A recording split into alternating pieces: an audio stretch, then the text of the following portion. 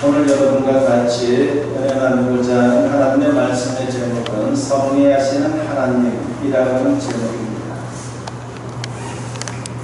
우리가 성당이나 유럽 같은 데 이렇게 여행을 다니다 보면 거기에 특징적인 모습들이 있죠. 모자이크라고 하는 것이 거기에 되어가지고 참으로 더욱더 무게감 있게 중요하게 이렇게 우리에게 은혜를 끼치는 그런 작품들을 보게 됩니다. 모자이크는 여러 가지 빛깔의 돌, 유리, 금속, 타일 등을 조각조각 붙여 만드는 기법으로서 유럽의 교회나 성당에서 이런 모자이크 작품들을 많이 볼 수가 있습니다.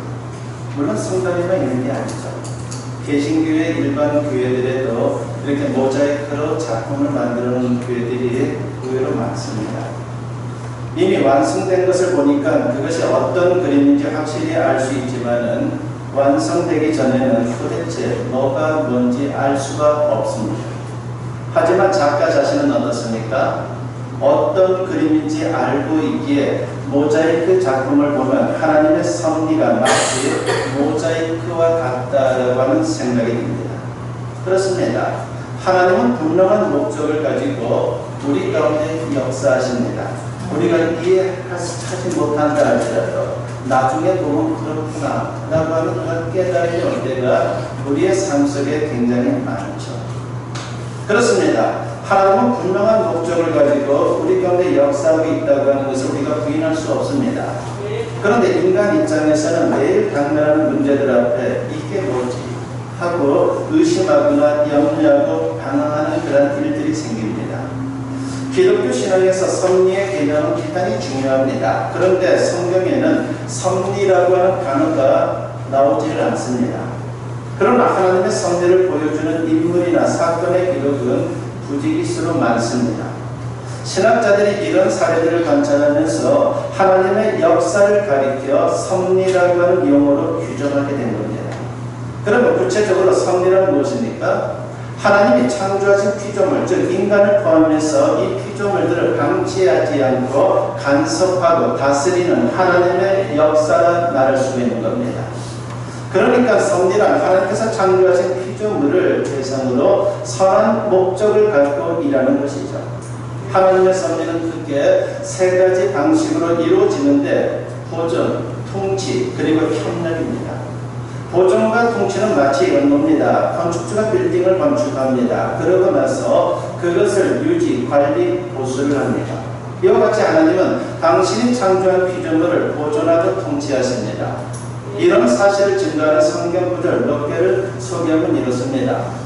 느헤미야 9장 6절에 보면 오직 주는 여호와시라 하늘과 하늘들의 하늘과 이럴 성신과 땅과 땅의 만물과 바다와 그 가운데 모든 것을 지으시고 다 보존하시오니 모든 천군이 주께 경배하나이다 라고 했습니다. 그리고 시편 103편 19절에 보면 여호와께서 그의 보좌를 하늘에 세우시고 그의 왕권으로 만유를 다스리시는 도다라고 했습니다. 그리고 사무엘상 2장 6절과 7절에 보면 여호와는 죽이기도 하시고 살리기도 하시며 수월에 내리기도 하시고 거기에서 올리기도 하시는 도다. 여호와는 가난하게도 하시고 부하게도 하시며 낮추기도 하시고 높이기도 하시는 도다라고 했습니다. 그리고 인간 같은 이성적 피조물들의 경우에는 그들의 생각이나 행동과 조화를 이루며 역사를 합니다. 그러니까 하나님만 일방적으로 하는 게 아니라 인간과 같이 협력해서 역사를 해나가는 것이죠.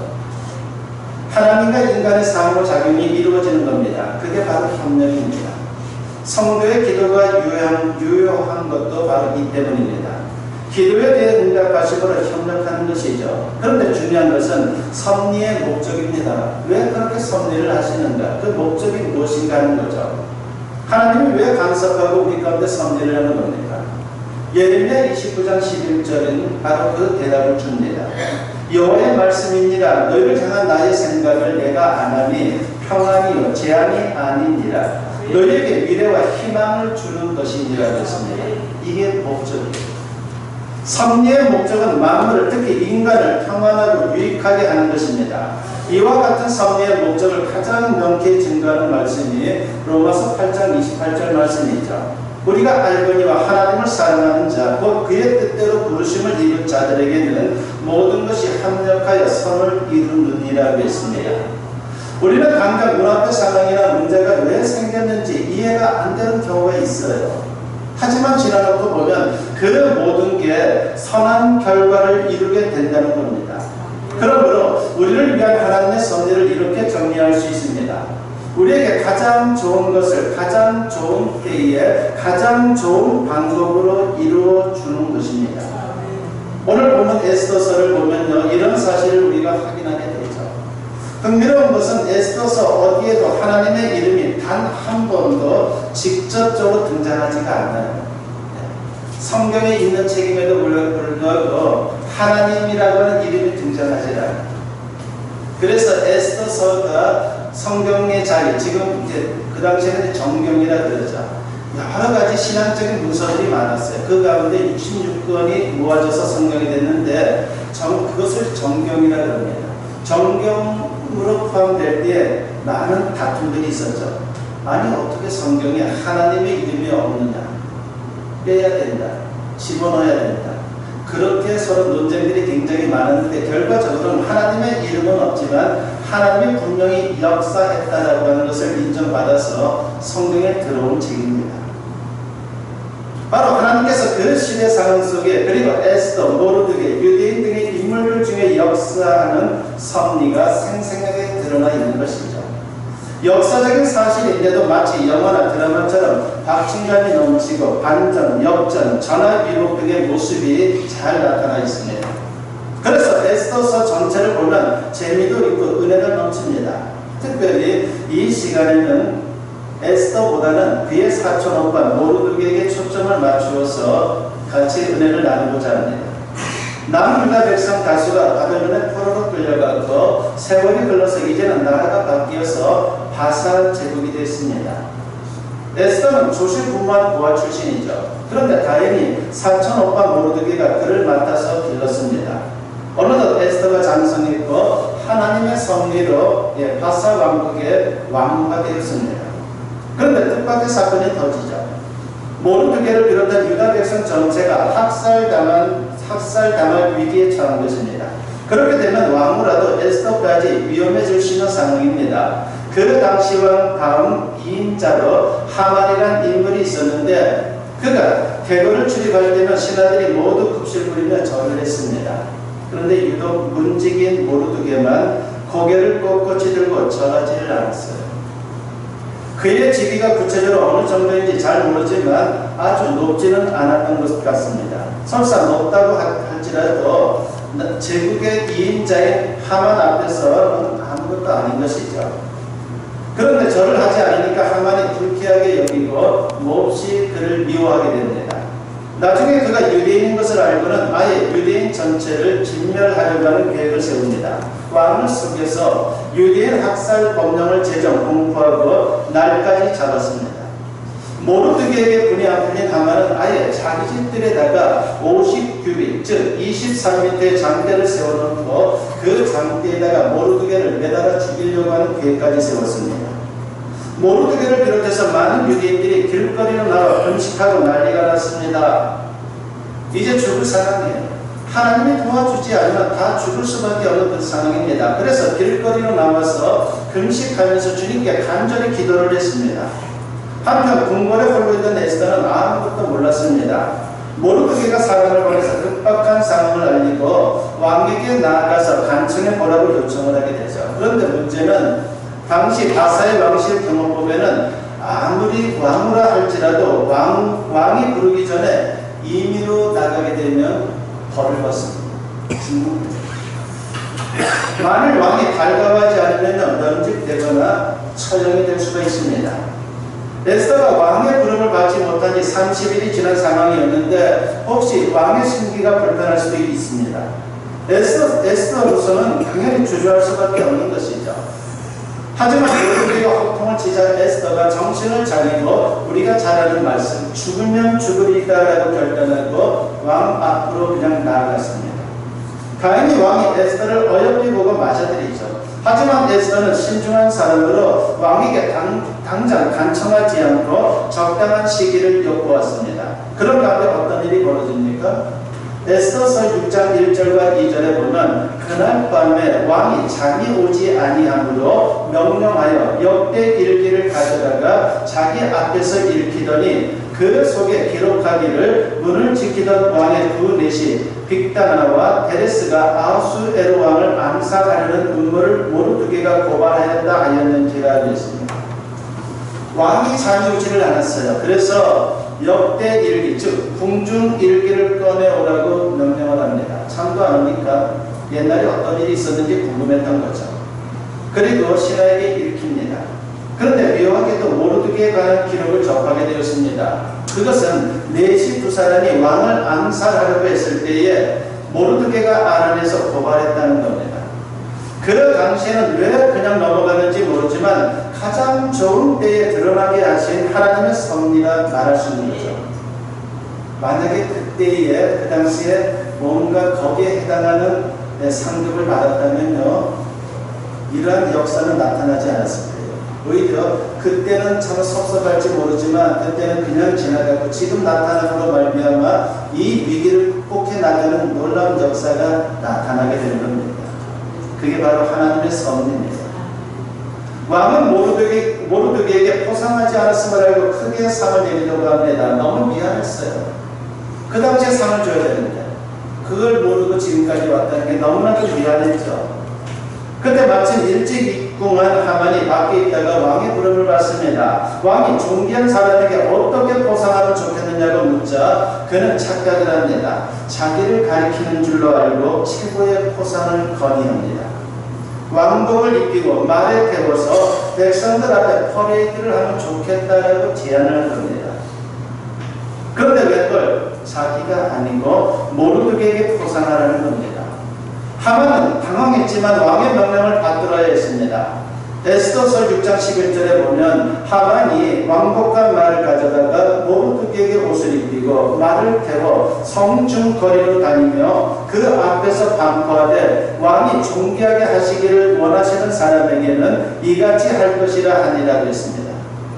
사태가 이렇게 돌아가자 당황한 하만, 그 후에는 우여곡절 끝에 그가 왕의 진노를 사서 결국 하만이 처형을 당하죠. 놀랍게도 모르드게를 죽이려고 세워놓은 장대에 자기가 매달립니다. 그 후에 어떻게 됩니까? 더 놀라운 일이 벌어지죠. 에스더서 8장 1절과 2절에 보면 그날 아하수에로 왕이 유다인의 대적 하만의 집을 왕후 에스더에게 주니라. 에스더가 모르드게는 자기에게 어떻게 관계됨을 왕께 알렸으므로 모르드게가 왕 앞에 나오니 왕이 하만에게서 거둔 반지를 빼어 모르드게에게 준지라. 에스더가 모르드게에게 하만의 집을 관리하게 하니라고 했습니다. 왕이 하만의 총리직을 모르드게에게 넘겨주고 재산은 에스더에게 하사합니다. 반전을 넘어 역전인 것이죠. 드라마틱한 섭리가 아닐 수가 없습니다. 그런데 이야기가 거기서 그치지 않습니다. 에스더서 8장 15절과 16절에 보면 모르드게가 푸르고 흰 조복을 입고 큰 금관을 쓰고 자색하는 배 겉옷을 입고 왕 앞에서 나오니 수상성이 즐거이 부르며 기뻐하고 유다인에게는 영광과 즐거움과 기쁨과 존귀함이 있는지라고 했습니다.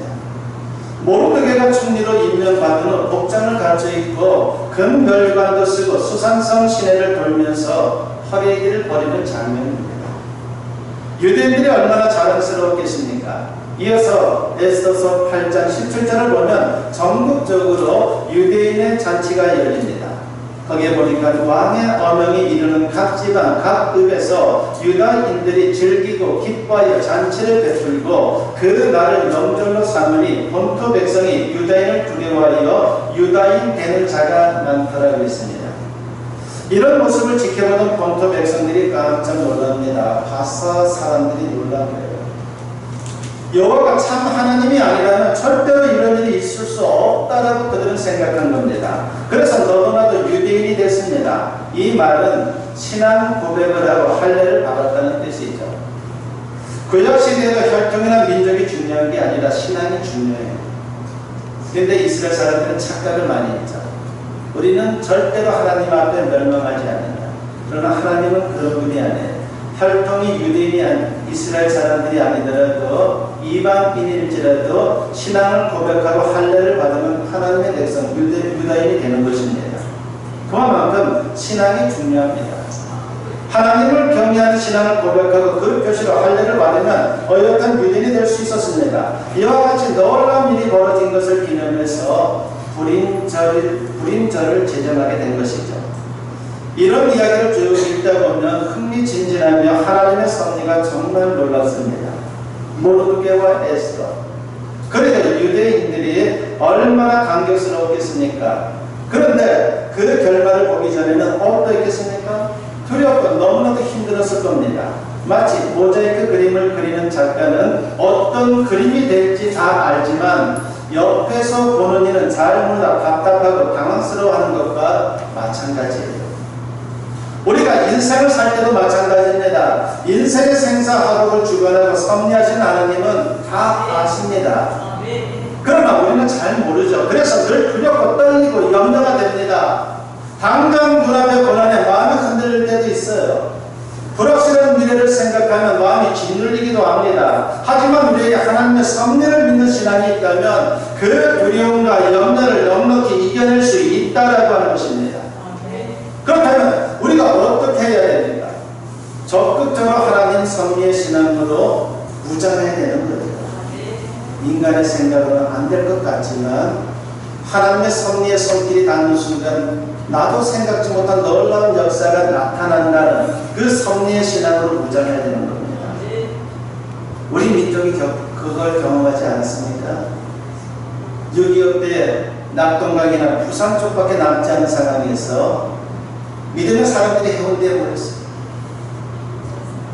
나갈 수밖에 없는 그 상황. 유엔군이 도와주지 않으면 나라는 다 통째로 넘어갈 수밖에 없는 그 상황에서 믿음의 사람들이 해운대에 모여서 비가 오는 가운데 주님께 기도했어요.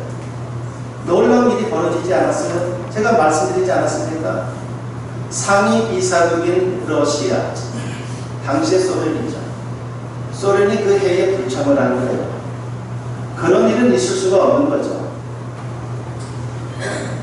그런 말미암아 불참한 소련을 제외놓고 모두가 찬성하는 가운데에, 특히 상위 이사국이 다 찬성하는 가운데에 이 땅에 유엔군이 들어오게 된 거예요. 그래서 우리가 살아가는 거예요. 하나님의 섭리의 역사예요. 그것을 우리는 경험했다라고 하는 것입니다. 현실은 힘들고 미래가 두려울 때 오직 하나님만 바라보고 의지해야 하는 것입니다.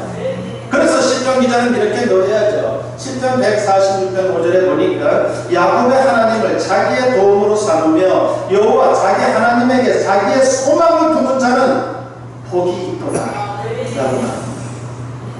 하나님 섭리의 신앙이 있으면 더 이상 불신도 염려도 하지 않고 묵묵히 합당한 신앙의 자세를 취할 수 있는 겁니다.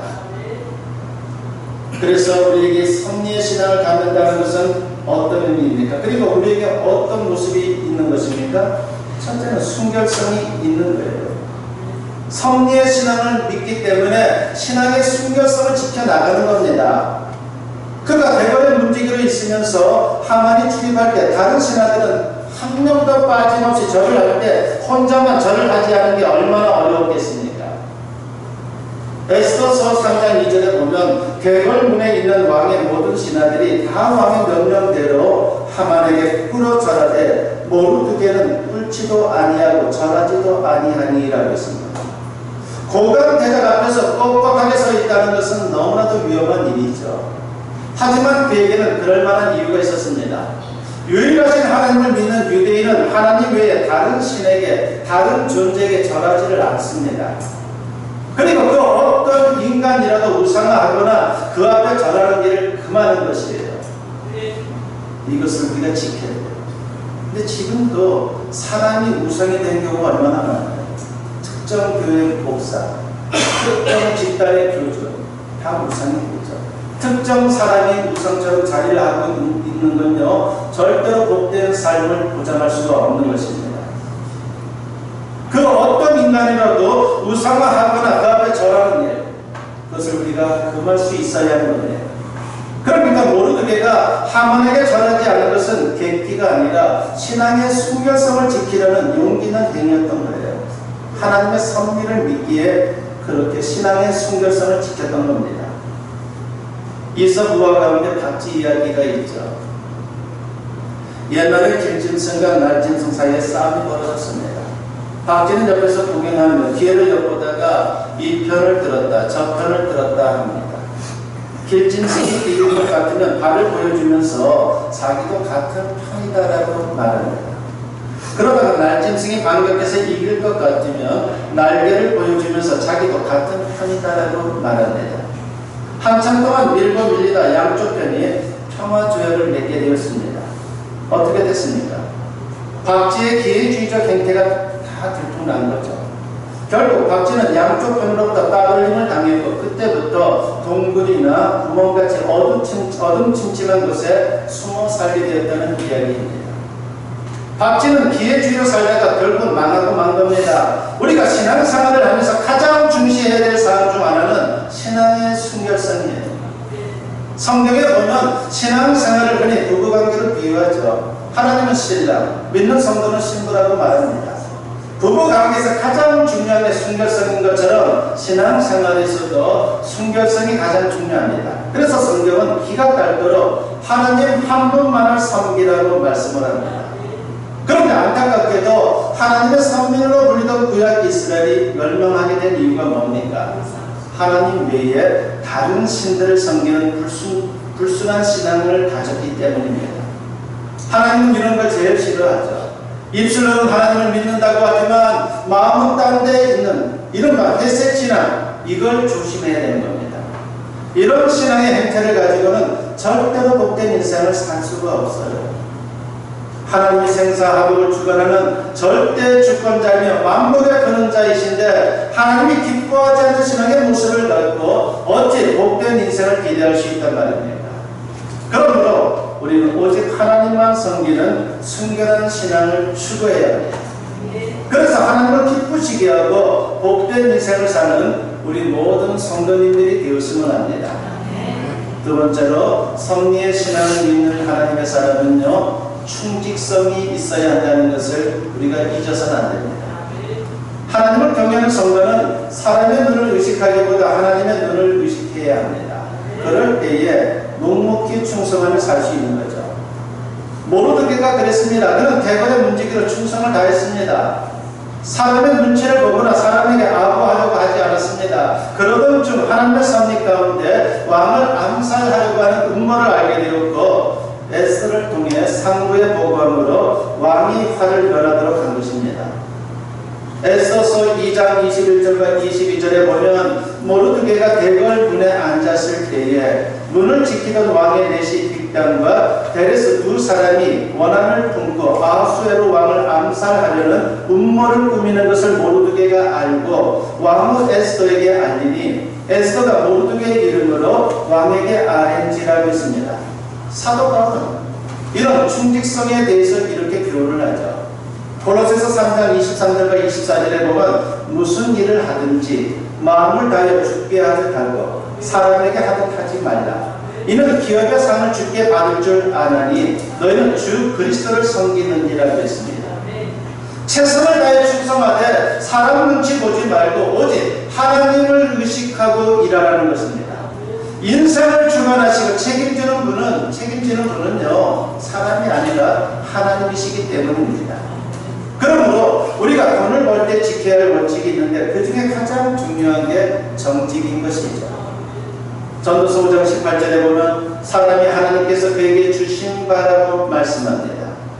하나님이 재물을 주시는 것이므로 하나님 앞에 정직하게 받아야 한다는 것입니다. 자기 욕심대로 수단과 방법을 가리지 않고 돈을 벌려고 하면 안 됩니다.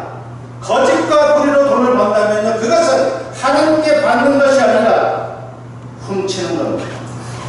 그래서 잠언 16장 8절은 이렇게 말씀을 하죠. 적은 소득이 공의를 겸하면 많은 소득이 불의를 겸한 것보다 나으니라고 했으니 돈을 좀 덜 벌더라도 차라리 정직하게 사는 게 낫다는 거죠.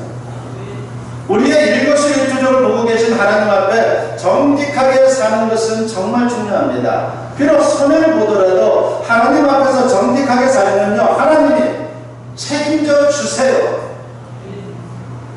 그래서 하나님은 청빈을 기뻐하십니다. 그렇다고 불을 미워한다는 뜻은 아니에요. 혹자는 기독교가 불을 배척하는 것처럼 오해를 하죠. 그러나 전혀 그렇지 않습니다. 하나님은 부여의 하나님이십니다. 만물이 하나님의 것입니다. 하나님이 원하시면 얼마든지 부자가 될 수 있는 것이에요. 그리고 우리 믿음의 사람들이 열심히 해서 세상의 부를 믿음의 사람들이 가져야 되는 겁니다. 나쁜 사람들이 갖도록 해서는 안 되는 거예요. 다만 정직이 우선이다라는 것을 잊어서는 안 됩니다. 그래서 청빈도 좋지만 청부도 좋은 것입니다. 여러분, 먹튀라고는 말을 들어보지 않았습니까? 먹고 튄다는 말이죠. 한탕에서 돈을 챙기러 도망치는 것입니다. 돈은 벌겠지만 그 영혼의 평안이 있겠습니까? 나중에 붙들려 감옥에 갈 위험도 있지만 그 전에 이미 그 영혼의 고통을 당할 수밖에 없습니다. 아무리 양심이 부패한 인간이라도 일말의 가치를 받습니다. 불안합니다. 그러니까 돈을 챙겨도 진정한 행복이 되지를 못하는 것이죠. 그래서 돈방석이 가시방석이 되는 겁니다. 그러므로 저와 여러분은 하나님 앞에서 일하듯 정직하고 최선을 다해야 합니다.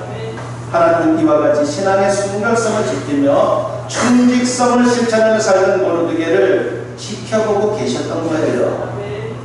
그리고 결정적인 순간 가장 좋은 때에 가장 좋은 방법으로 가장 좋은 것을 이루어 주셨습니다.